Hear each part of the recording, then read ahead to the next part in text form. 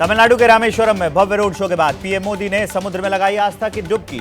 प्रभु राम से जुड़े रामनाथ स्वामी मंदिर में पूजा अर्चना की।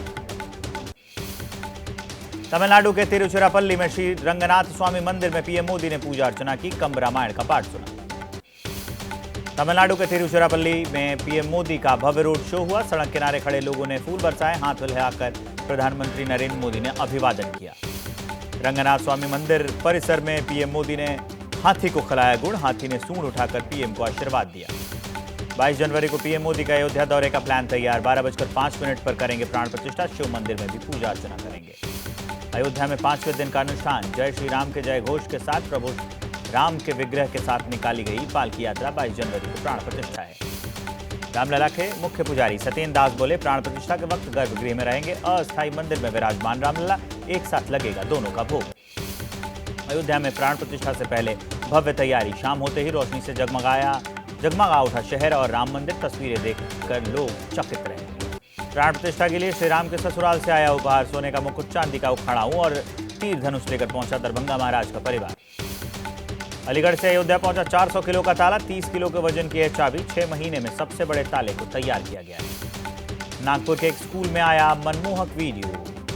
अध्यापिका संग राम भजन पर थिरकते नजर आए बच्चे। वीडियो सोशल मीडिया पर वायरल। दिल्ली में रामलला की प्राण प्रतिष्ठा को लेकर छात्रों में गजब का उत्साह देखने को मिला। विद्या बाल भवन स्कूल में बनाई श्री राम की मानव श्रृंखला।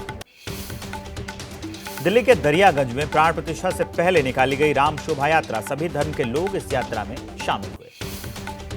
प्राण प्रतिष्ठा को लेकर केजरीवाल सरकार का एक बड़ा फैसला। 22 जनवरी को दिल्ली के सभी सरकारी दफ्तर दोपहर 2:30 बजे तक बंद रहे। साध्वी ऋतंभरा ने राम मंदिर की प्राण प्रतिष्ठा से पहले नया घाट पर सरयू पूजन किया। बोली, 500 साल का संकल्प पूरा हुआ। एक्ट्रेस कंगना रनौत अयोध्या पहुंची। प्राण प्रतिष्ठा कार्यक्रम में शामिल होंगी। बीजेपी को राम मंदिर को बनाने का श्रेय दे दिया। 22 जनवरी को प्राण प्रतिष्ठा के साक्षी बनने वाले खास मेहमानों को दिए जाएंगे उपहार। 11,300 लोगों को मंदिर के खुदाई के दौरान निकाली गई मिट्टी मिलेगी। असदुद्दीन ओवैसी का भड़काऊ बयान। कहा, भारत के मुसलमानों से बाबरी मस्जिद छीन ली गई। 1986 में ताले नहीं खोले जाते तो ये मुद्दे कभी नहीं आते। राम मंदिर प्राण प्रतिष्ठा पर एसपी सांसद डिंपल यादव का आया बयान। कहा, मुझे कोई निमंत्रण नहीं मिला है, जल्द ही पूरे परिवार के साथ अयोध्या जाएंगे।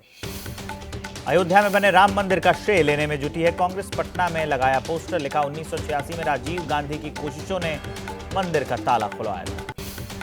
प्राण प्रतिष्ठा के बहाने राहुल गांधी का बीजेपी आरएसएस पर हमला। धर्म के नाम पर राजनीति करने का आरोप लगाया।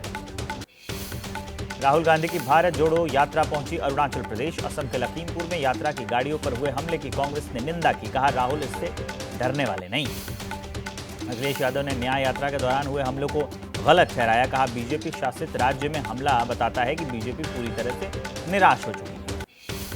असम दौरे पर पहुंचे अमित शाह का राहुल गांधी पर वार। कहा, कांग्रेस की सरकार में असम में हजारों लोगों को गंवानी पड़ी थी जान। आम आदमी पार्टी से इस्तीफे के बाद अशोक तंवर बीजेपी में शामिल। सीएम मनोहर लाल खट्टर ने दिलाई सदस्यता। सिरसा से लड़ सकते हैं लोकसभा का चुनाव। झारखंड के सीएम हेमंत सोरेन के आवास पर ईडी की टीम। भारी सुरक्षा के बीच जमीन घोटाले से जुड़े मनी लॉन्ड्रिंग केस में हेमंत से हुए सवाल जवाब। रांची में हेमंत सोरेन के खिलाफ ईडी की कार्रवाई का विरोध। जेएमएम के कार्यकर्ताओं ने बीजेपी और ईडी के विरोध में नारेबाजी की। छावनी में तब्दील सीएम आवास का इलाका। सीट बंटवारे पर टीएमसी नेता कुणाल घोष ने कहा, कांग्रेस बीजेपी को दे रही है ऑक्सीजन, हम सभी 42 सीटों पर चुनाव लड़ने को है तैयार।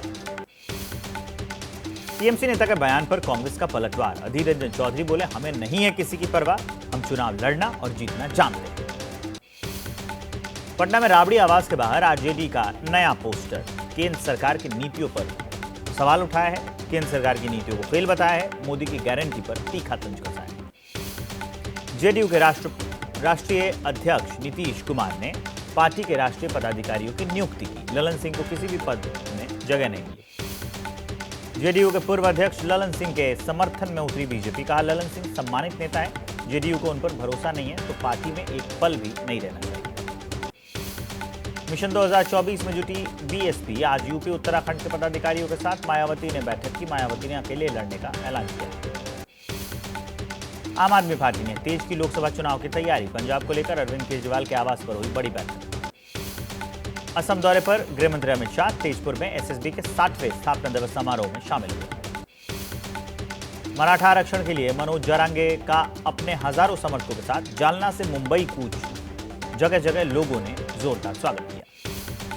मनोज जरांगे के मुंबई पहुंचने से पहले एकनाथ शिंदे ने बुलाई बड़ी बैठक, अधिकारियों ने आरक्षण को लेकर चर्चा की। दिल्ली में गणतंत्र दिवस परेड के लिए तैयारी जारी, राजपथ पर कदमताल करते दिखे जवान, एयरफोर्स के हेलीकॉप्टर भी परवाज भरते दिखे। लखनऊ में केजीएमयू के रिहायशी इमारत में आग लग गई, छठी मंजिल पर डॉक्टर के फ्लैट से लपटे निकली फायर ब्रिगेड के लोगों ने आग पर काबू पाया। हिमाचल के शिमला में ताश के पत्तों की तरह ढह गई एक बहुमंजिला इमारत, पास के कई दूसरे मकानों में दरारें।